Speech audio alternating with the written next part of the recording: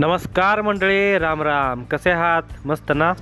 तर हा आमचा पहिला ब्लॉग आहे, तर ही व्हिडिओ तुम्ही शेवटपर्यंत नक्की बघा.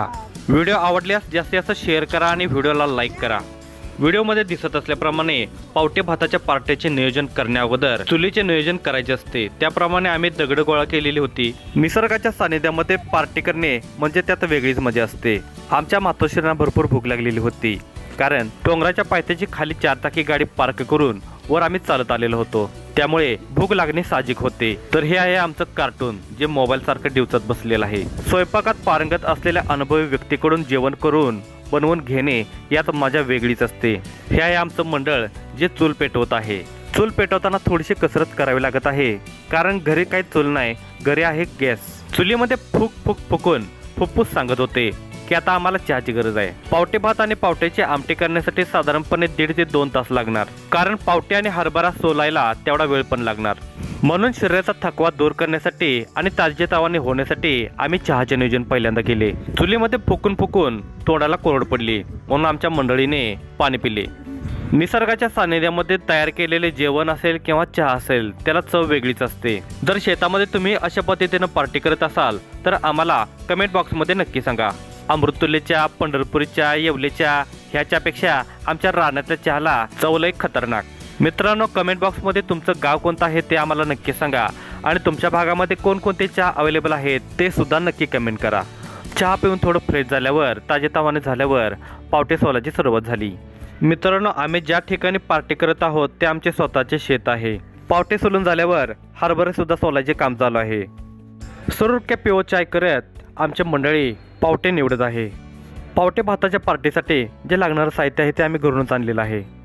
पावटे भात बनवण्यासाठी जे लागणारं पातेलं होतं, त्या पातेल्याचं बुड काळं होऊ नये म्हणून ह्या धरणी मातेची काळी माती ह्या पातेल्याला लावत होतो. तेवढीच बायकोला छोटीशी मदत. व्हिडिओ शूटिंगच्या कामातून वेळ काढून आमचं कार्टून काय करत आहे याकडे सुद्धा लक्ष देणं गरजेचं आहे.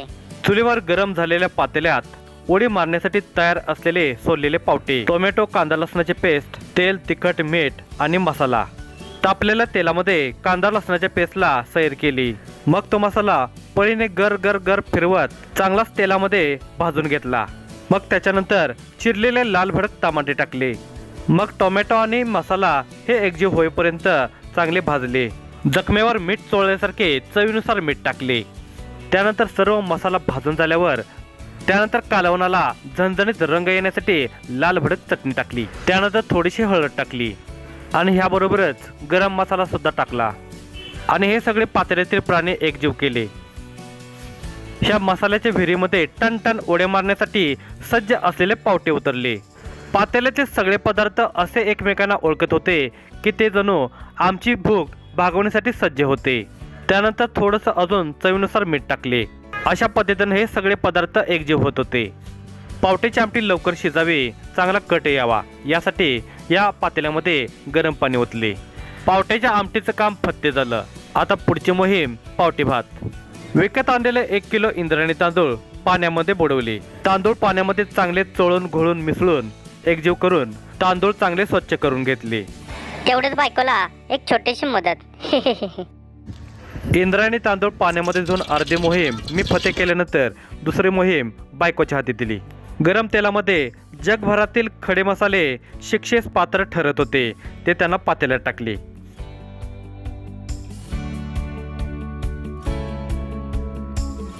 खडा मसाला टाकल्यानंतर त्यामध्ये चिरलेल्या मिरच्या आणि चिरलेले कांदे टाकले. उगाच माझी मध्ये लुडबुड, कारण मला व्हिडिओमध्ये यायचं होतं. मला पण थोडंसं येतं हे दाखवायचं होतं. येत तर काहीच नाही, पण उगाच दाखवत होतो. बायको म्हणले त्या इकडे तुम्हाला काय येतंय असं म्हणून पुढची मोहीम हाती घेतली.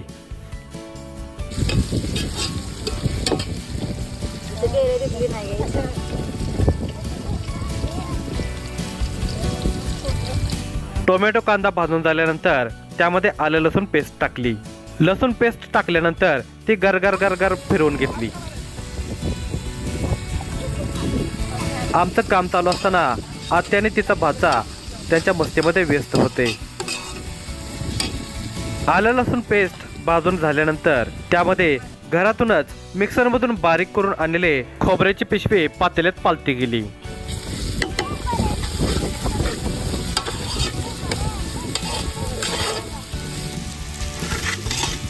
कांदा बिंदा सगळं भाजून झाल्यानंतर त्याच्यावर गरम मसाला टाकला.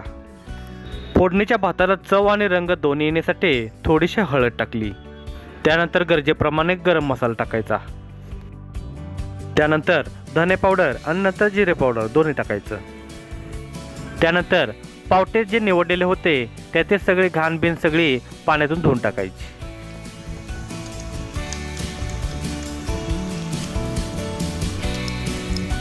पाण्यात पोहून आल्यानंतर पावटे पातेल्यामध्ये उतरले.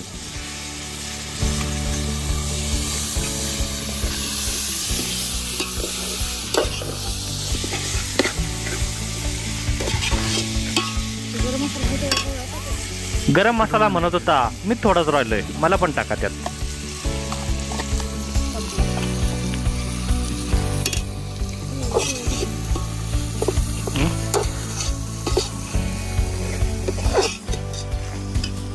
इकडे इंद्रायणी तांदूळ वाटच बघत होता की पातेल्यात मी कधी जातोय. बायकोने इंद्रायणी तांदूळ थोडं थोडं करत पातेल्यामध्ये ओतला.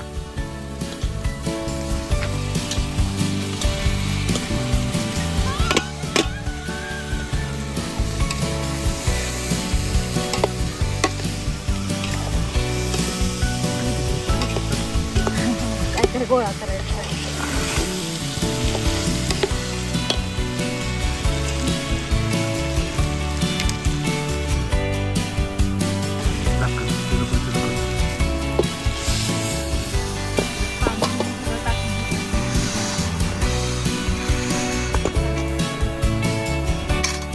अजून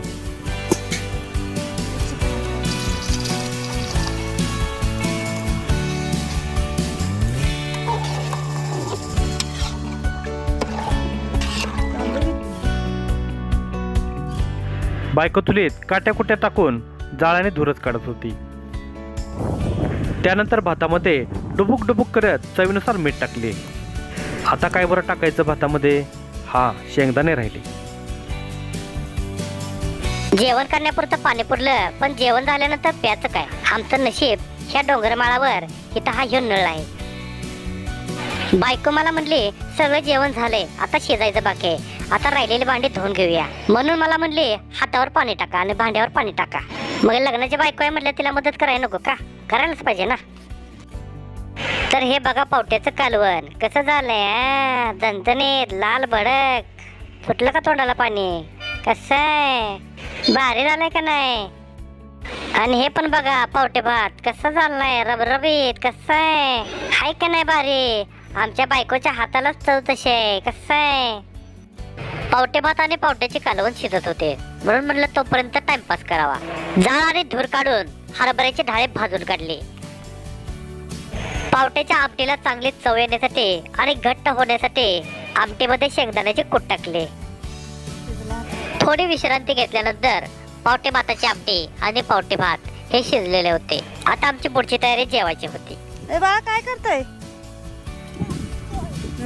नाचतोय सस्तर.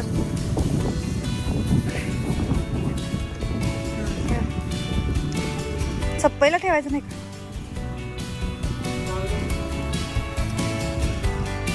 मला वाटलं उलट कमी होती का काय. खोबरं बिबरं पण आहे ना.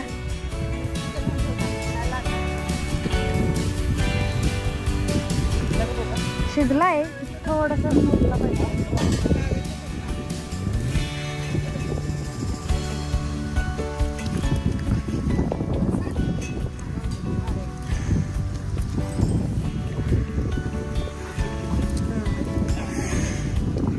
काढा झाकण.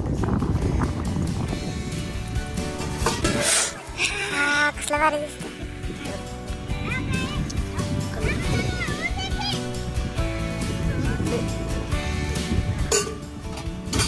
माणसं थकलेले आहेत. भात वाढा, भात वाढा.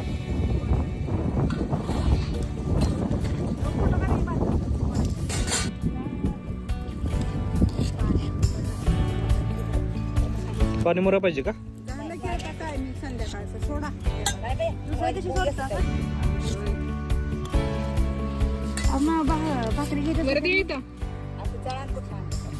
घरनं सगळं घरनं आणलंय. गाडी आणली खाली बघितली नाही. 4 चाकी गाड्यातनं सगळं आणतो. काहीच विचारलं म्हणे.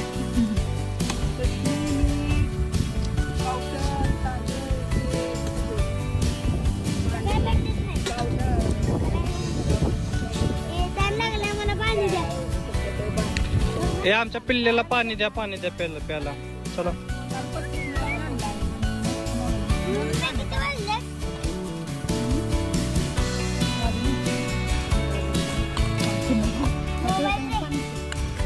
मोबाईल कशाला पाहिजे तुला?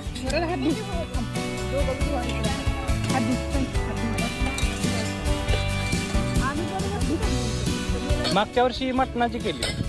हो तिथे त्या झाडात.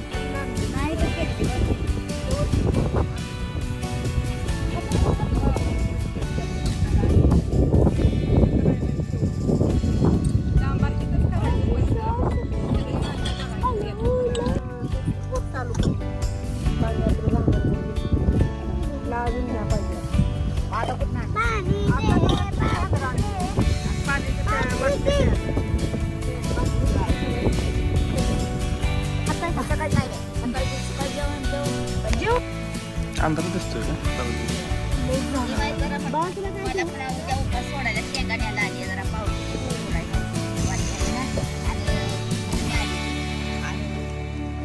तिकडे शेंगा आहेत नव्हत्याला, आमच्या तिकडे शेंगा नव्हत्या. काल अख्ख्या पट्टीला का नाही एवढ्या शेंगा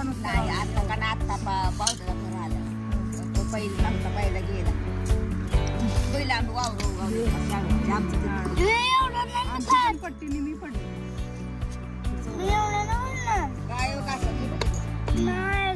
चपाती काहीच नाही.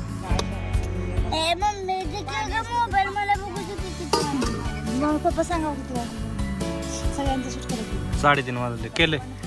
मला किती जेवण कसं झालंय? कालून कसं झालंय? एक नंबर.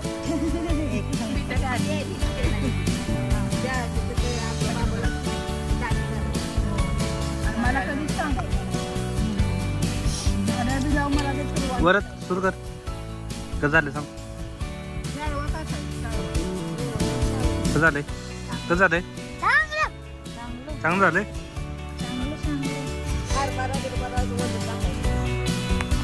आमचं सर्वांचं जेवण झाल्यानंतर राहिलेलं सगळं जेवण आई डब्यामध्ये भरून घेत होती.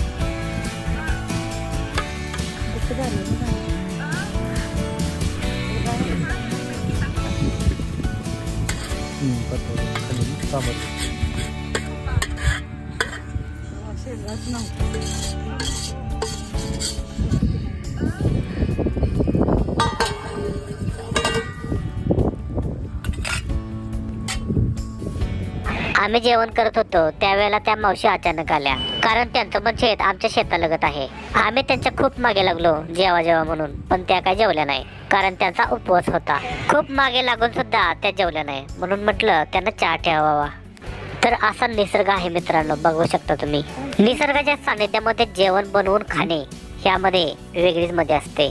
तर मित्रांनो, तुम्ही सुद्धा आमच्यासारखं रानामध्ये जाऊन पार्टी करता का? तर करत असाल तर कमेंट बॉक्समध्ये नक्की सांगा. आणि तुम्हाला जर ही व्हिडिओ आवडली असेल तर ह्या व्हिडिओला जास्तीत जास्त शेअर करा आणि लाईक करा.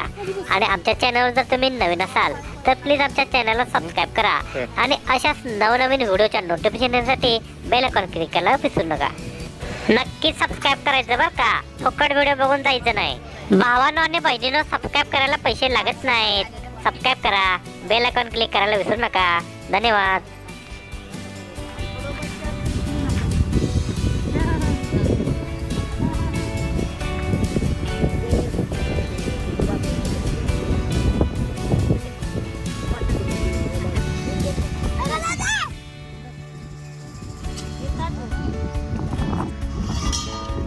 नको नको.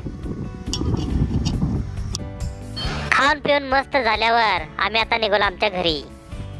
चला टाटा बाय बाय. आता भेटूया पुढच्या व्हिडिओ मध्ये. धन्यवाद.